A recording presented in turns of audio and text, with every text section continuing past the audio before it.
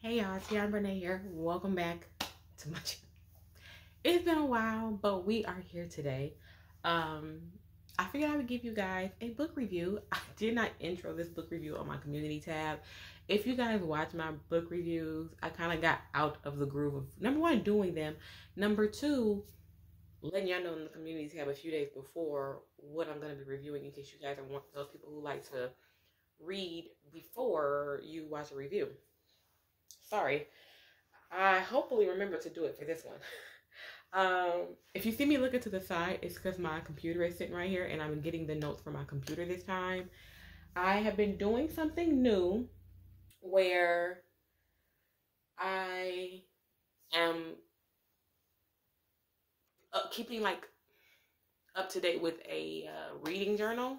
So all the books that I've been reading in 2024, well, a couple of them I did leave out because they were not worth keeping up with, because I got them in the free Black author book sale and I didn't like them. So 2 or 3 of them I just read most of, and then I was like, I'm not documenting this, and I moved on.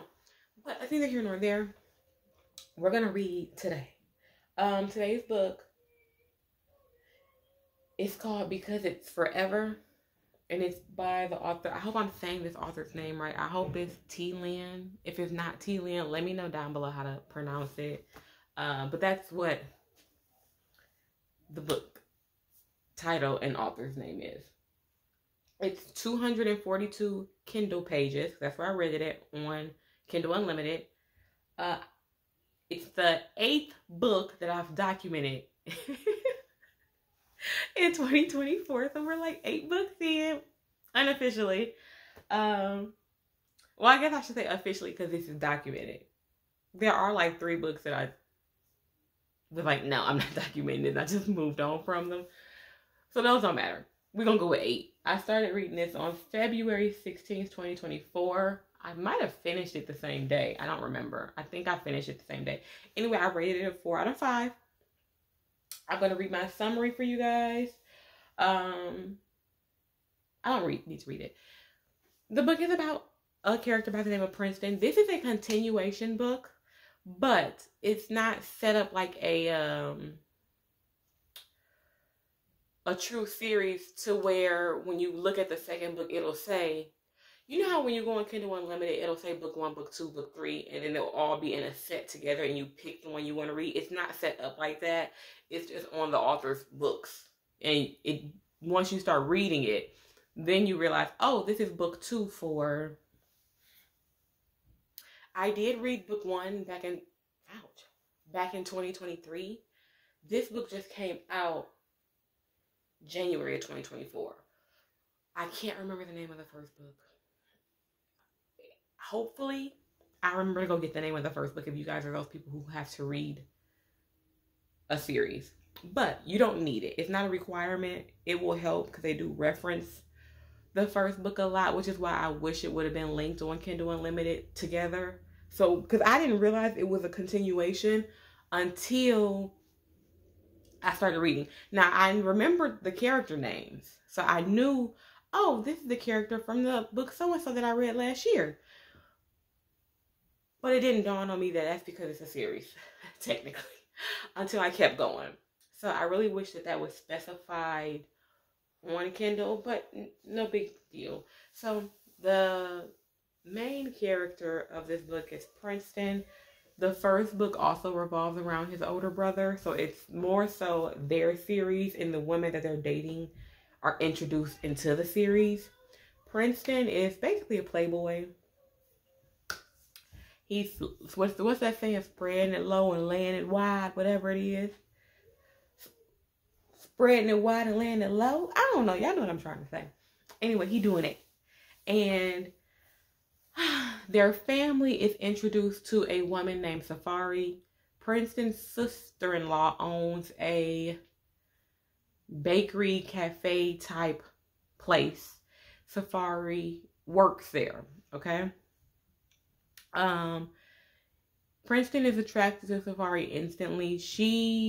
I'm not going to say she's not attracted to him, but she doesn't outwardly show that she's attracted to him when they first meet. When we get back to, this is when we get in book 2, we find this stuff out, okay? Because they give us like a fast forward, rewind moment. Anyways, now in book 2, Safari is currently pregnant. And when I say pregnant, I mean knocking on her due date pregnant. Princeton is still interested in her because he was interested in her when he first met her back before she was showing, so nobody knew she was pregnant. And this book is basically just about their relationship and how it develops and them falling in love with each other and what that entails. And we get a little bit more of Safari's life story because she's basically a mystery. She's the new girl in town who needed a job. And Princeton's family kind of just, the women specifically in Princeton's family kind of just took to her. And so by default, it almost gives like forced proximity, but not really. You know, like she's at the family barbecue. She's at like the kid's birthday party. You like that kind of vibe. Now, my thoughts, okay?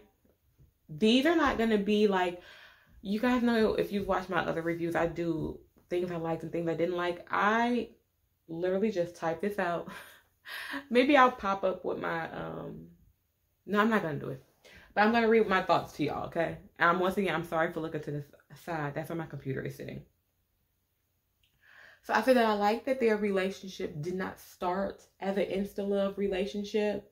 And like I told y'all, from the beginning, we know that Princeton is attracted to Safari, but Safari doesn't outwardly display that she's attracted to Princeton. She very well may be interested in Princeton, but I feel like she's not outwardly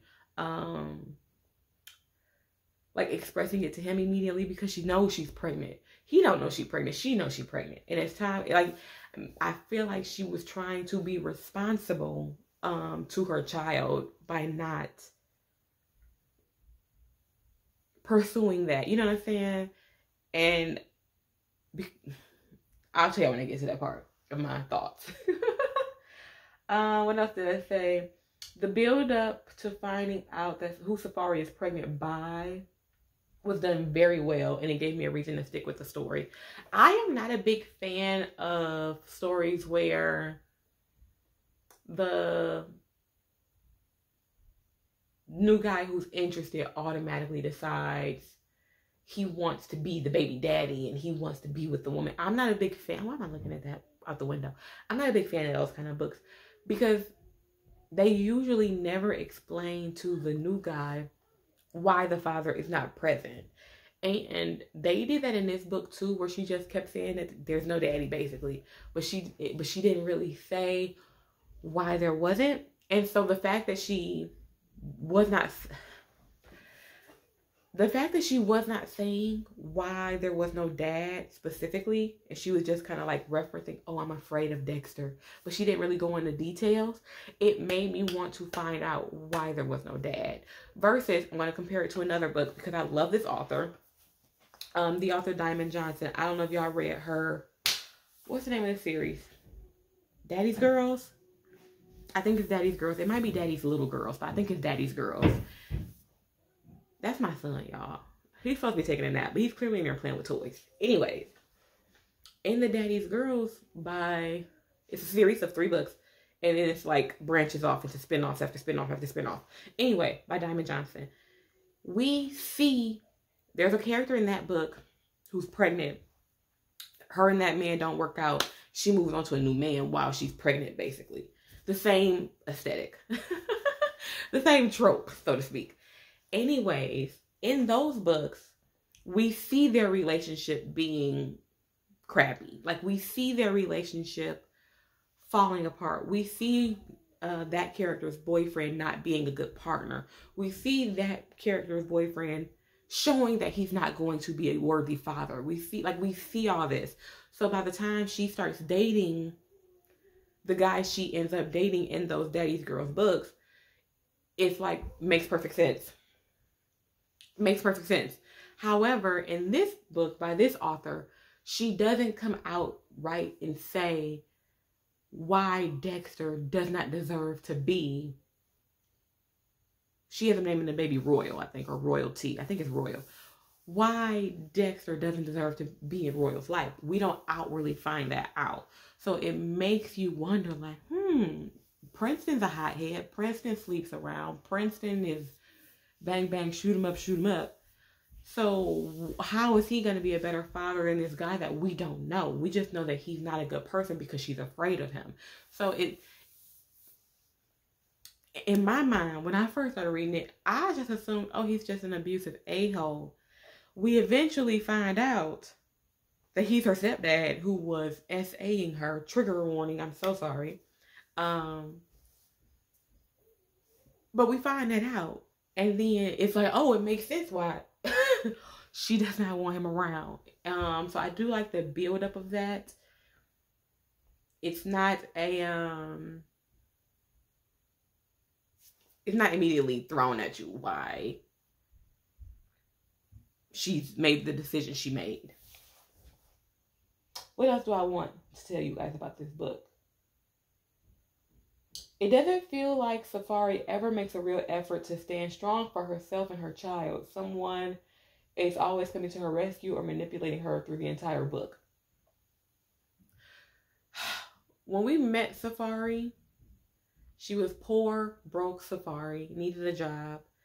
In book 1, I feel like I remember the sister-in-law feeling so bad for her that she hired her. But I can't remember because once again, I read book 1 last year and there's no reference to book 1 in book 2. And when I say there's no reference, I mean book 2 doesn't start with like that first chapter being a flashback of book 1.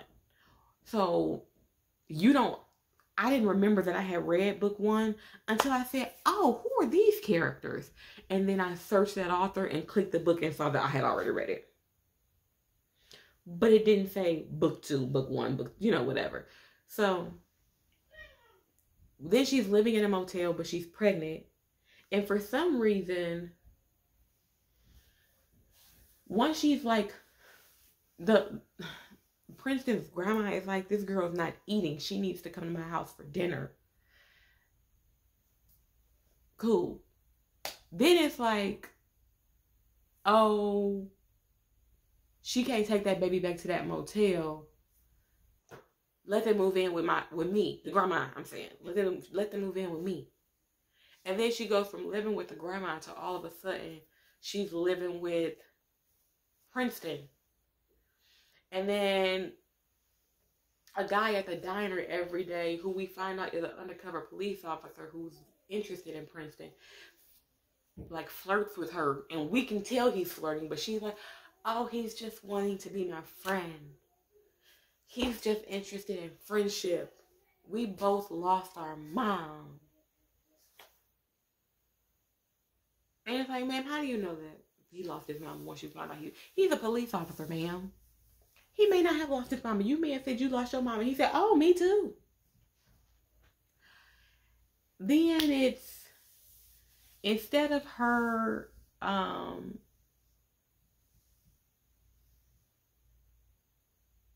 she never really tells people what Dexter did. They kind of have to beat it out of her. Not like physically, but y'all get what I'm saying. And Princeton ends up taking her to California and whatnot. They unalive Dexter, cool, and how noble of him. But the whole book is set up for her to be saved. And what makes me sad about that is we never see her find strength in herself. She's never forced to find strength in herself. Because I'm also wondering, I don't remember how far along, I don't know if they said, see, this is why it's important to connect your books as opposed to just being like, hey, here's book 2, without even saying it's book 2, because I don't remember how far along she was when she left. I know she left home and moved to like Georgia or wherever, I forgot where, because her mom was dying, and she was like, this is my chance.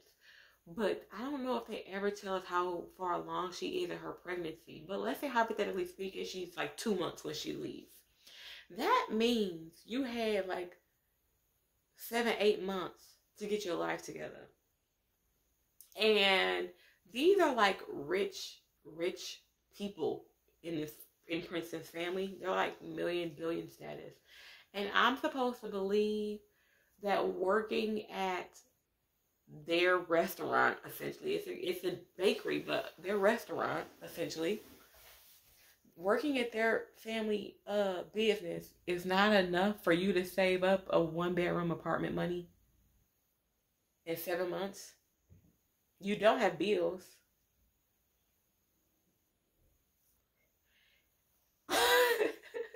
And then once they find out you are pregnant and don't have a father around, I'm supposed to believe this family is very, very helpful and loves you so much that they invite you to all of the family functions, and you're at the barbecues and the birthday parties and the picnics and the whatever else is, and having dinner at the grandma's house.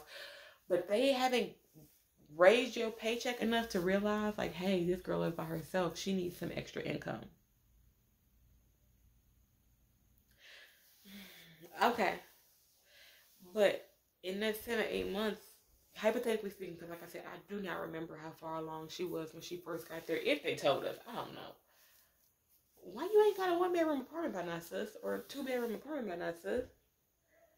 This is a book. This is not like real life, and y'all not dealing with real world problems and real life rental prices, right? Like, it's just that part did not make sense to me, because if you are living in a motel, you're not paying all of this money, and your check is not going to the motel. Like, I don't know how much a motel costs, but it can't be that much. It can't be that much. Okay, back to my summary. So like I said, she did name the baby Royal. She couldn't come up with a name for the baby because she was kind of detached from the moment, I guess. But what I didn't understand about that, and she has a best friend back home in California. The best friend is also like, why you let Princeton's sister-in-law name my godchild? And I felt like that too. Why are you letting this lady that you just met a few months ago, when you have a best friend at home who knew you were pregnant before you left, I'm assuming, why is this random girl, I mean, yeah, y'all done built a friendship, but why is she the one naming the baby? And why is she naming the baby Royal when Princeton and her husband's name is King, or My King, that's his real name, they call him King. They already have a cousin named Royal, and the sister-in-law knows this because she's been in the family a little longer. Why is she like, oh, I'm gonna tell you to name the baby that?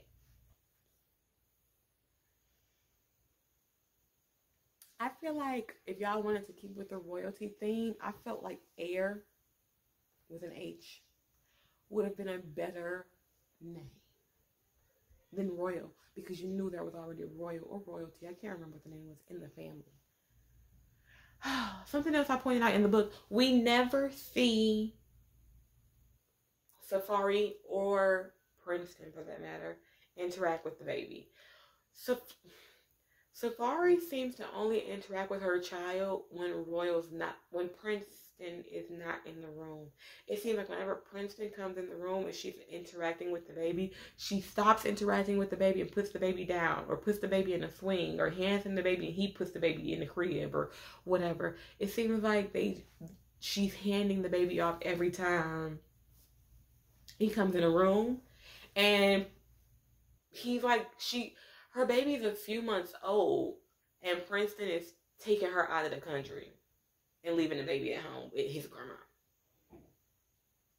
And as somebody who's had a child,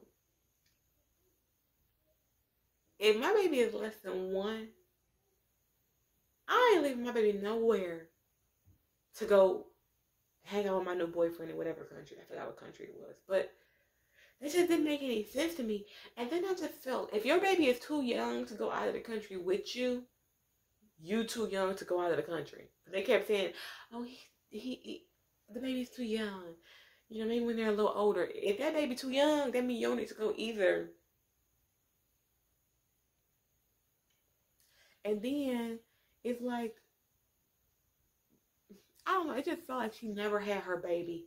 And Princeton, for you to have been wanting to date a mom, you never interact with the baby either. It's just my little homie, my little homie, my little homie, my little homie, my little homie, my little homie. You and my little homie can move in. My little homie needs some new clothes. Like, it's that. But we never see him interacting with the baby until we're close to done with the book. And then we see him trying to bond with the baby. I don't know. I feel like sometimes authors throw in pregnancies to move the story along. And I feel like sometimes they don't think it through all the way, because her having a baby didn't make sense because we didn't see her or Princeton interact with that baby. I feel like it was just an easy way to justify her being around. It was an easy way to justify Princeton wanting to help her. Like, you know how people are super religious and you'll say, oh, why is the earth round? Why are planets round? And I'm sure there is a scientific reason in terms of like gravity and rotating and how it's easier if they're all sphere shaped to rotate and da da da da. I'm sure there's a scientific reason. And then you have the people who are super religious and they'll just say because God wanted it that way. And it's like, yeah, that's true. That don't answer my question. That's kind of how I felt like, I feel like some authors treat pregnancies in books. I don't want to have to tell y'all why she's around a family all the time.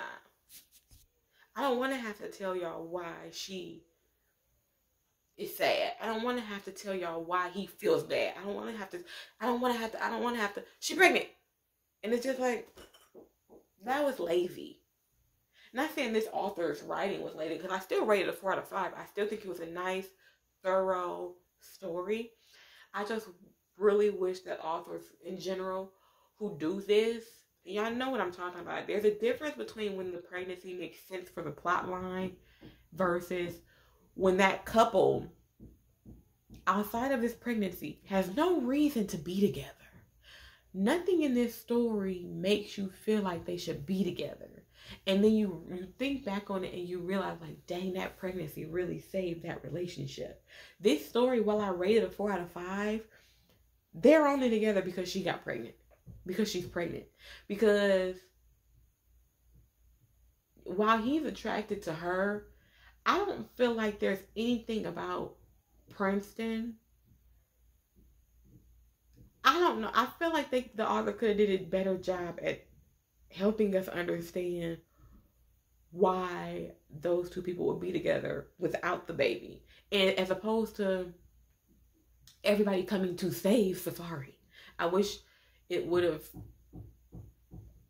worked harder at figuring out that component. But this video is getting a little long. I try to keep these book reviews like 15 minutes under. Y'all be way over that. Anyways, I hope you guys enjoyed this book review. Let me know what you guys think. If you read this book, let me know what you think. If you know what part 1 I'm talking about, let me know what you think.